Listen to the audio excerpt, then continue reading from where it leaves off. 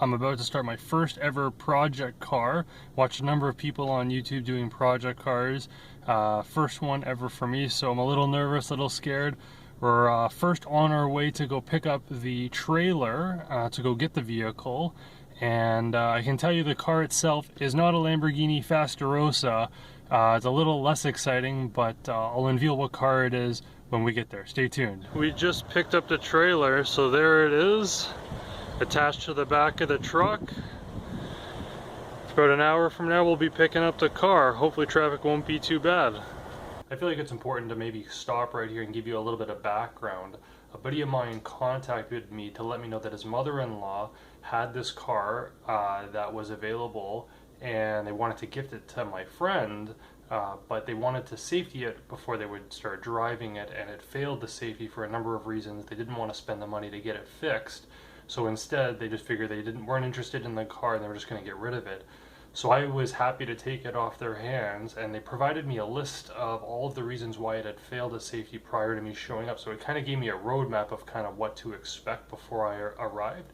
So let me give you a little bit of a background on what I already knew were problems with the car before I even arrived. So the items that the mechanic identified as problematic included brake lines, front struts / springs, hood latch, DRL module, possible front right high beams, and front rotors. Anyway, back to the video. Got here, and I've taken a look at the car for the first time. So let's do a quick little walk around to see how it looks. Headlights are a little foggy, but intact, as is the bumper. No cracks or anything like that seen. On the hood there's a couple of rust spots there, a couple more there. No cracks in the glass. It's got hubcaps. Tread seems decent enough. I think it would pass the safety, with the tires anyway. No moonroof, two-door. Doesn't appear to be any scratches or dents in the door. Some rust above the rear wheel on the driver's side there. Around the back, looks alright. A couple of touch-up spots, some spider web cracking right there. Looks like some touch-up paint was used here and there. More rust, same spot but on the passenger side, more touch-up paint used there. But overall the body looks fairly decent other than the rust spots. Glad to see that there's no cracks. And of course, like, there's like faded paint on these hubcaps. Let's go check out inside. I'm in the car now. My buddy hooked up his car to it because this car has a dead battery. So we'll just go over it. I've already played it with the door locks. They don't seem to work. It makes a noise, like a clicking noise, but the doors don't, the locks don't go up or down. You can sort of hear it clicking. The power windows work when I put the key in, so maybe I should try doing that.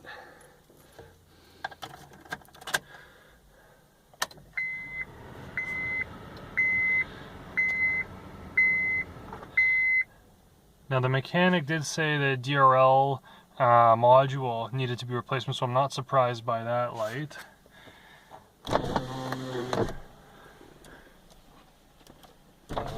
Power windows seem to work. Mirrors work.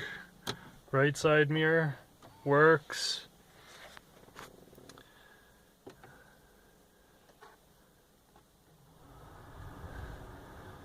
Feels like the AC works, although I'm not sure why it says code. I'll have to figure out what that means later, why the radio doesn't seem to work. But it blows nice cold air, which is great. Almost 241,000 clucks on it. Stick shift. Very simple car, love it. It's got cruise control, you can see right there. Power locks, power mirrors. Let's give it a start, see how it goes. Starts up pretty nicely.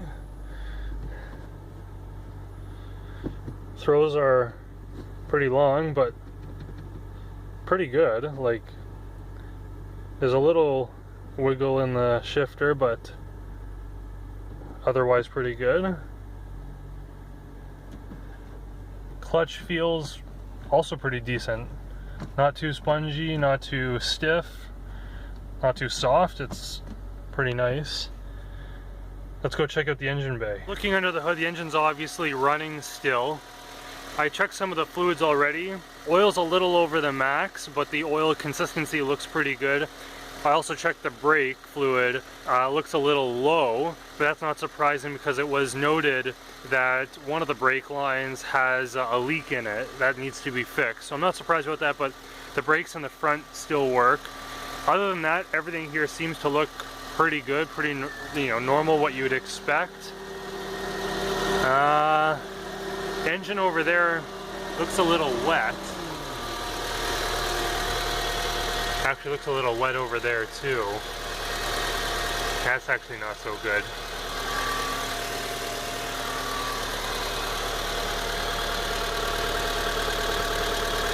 Yeah, you can see it's wet there.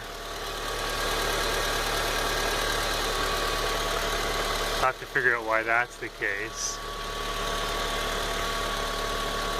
That's unfortunate, but other than that, it looks like a good engine. We confirmed, as per the mechanic when they tried to safety it, was the hood latch is kind of broken, doesn't really stay down. Also, those are the low beams, which are both on, but when you turn on the high beams, the high beam turns on this side, but the entire light turns off over here. So either the light is out as per the safety, or it's the DRL module, potentially, I guess, that could be affecting it. Got the car all hooked up to the trailer, and we're ready to take it home. So we'll see you back in the driveway. Made it home, and as you can see, we parked the Civic at the top of the driveway, so that way we can still move our functioning vehicles in and out.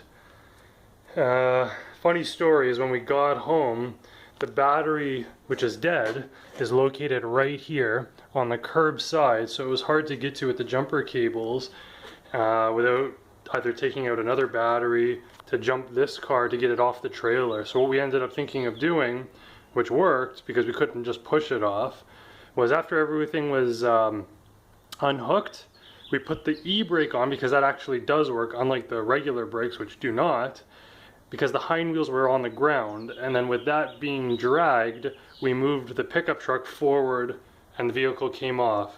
We then pushed the car on the ground, did a bump start, got the engine going, and that was how we got it up the driveway and into its spot. I did put a piece of cardboard under the vehicle, and I see it's leaking just inside the passenger side rear wheel there. I'm not sure exactly what it is. It looks like water rather than brake fluid, but maybe it's brake fluid. It looks like it's leaking from somewhere above or around the muffler. So I'll have to investigate that a little bit later. Anyway, for now, this is where it'll sit. Before I end this video, I want to give a breakdown of how much money I've spent up until this point to basically get the vehicle into my name and in my driveway. First and foremost, I spent $300 on the vehicle itself. I spent another $20 in gas to pick up the vehicle, $51 to rent the trailer, $10 for a 2-inch tow ball to pull the trailer. I also spent $32 to transfer the ownership into my name. All in, including tax, I've spent $452 up until this point. Stay tuned to the next videos to see how much more I'm going to have to spend to get the vehicle safety certified and sold.